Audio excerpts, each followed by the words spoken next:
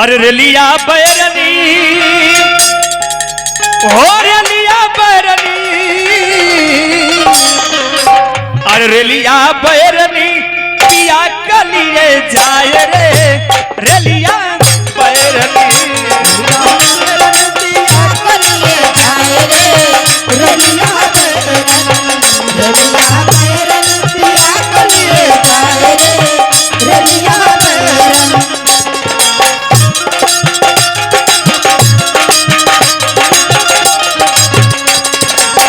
रेलिया बैरनी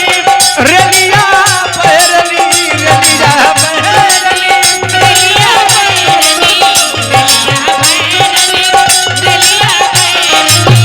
रेलिया बैरनी पिया कलिए जाए रे रेलिया बैरनी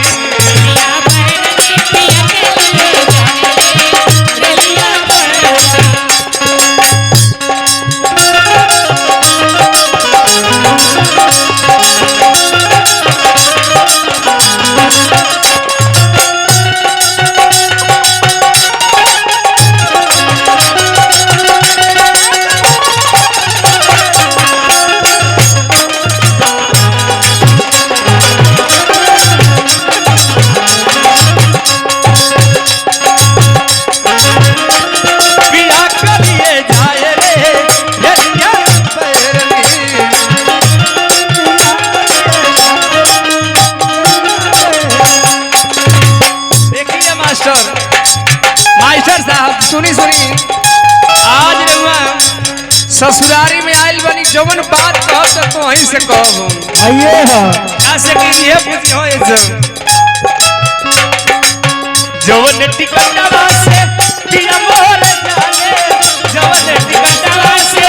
पिया मोर जाने टिकटवा से पिया मोर अरे राजा मोरे जाने हुसैया मोरे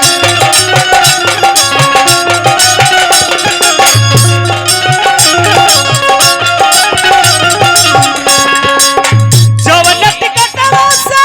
पिया मोर जाने ओ राजा मोरे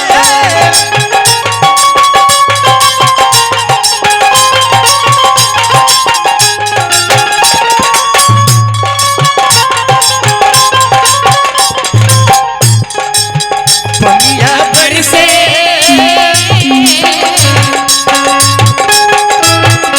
पनिया बरसे ट्रिकसी गली जाए रे रेलिया बैरनी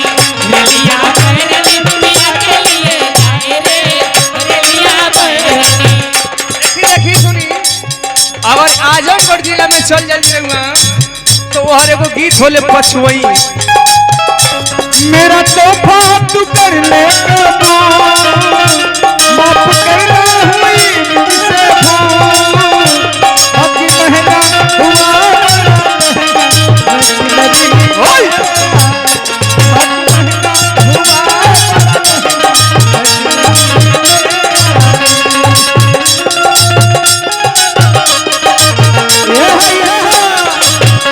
रेलिया बैरनी पिया कलिए जाए रे रेलिया बैरनी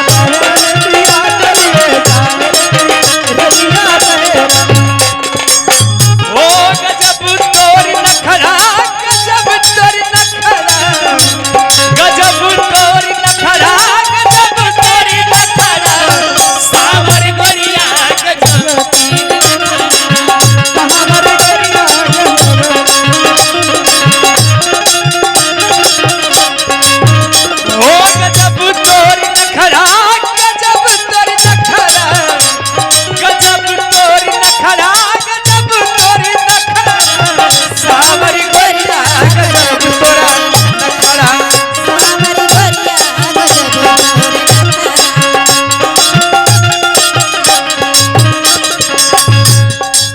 इतने ना जवन सोहरिया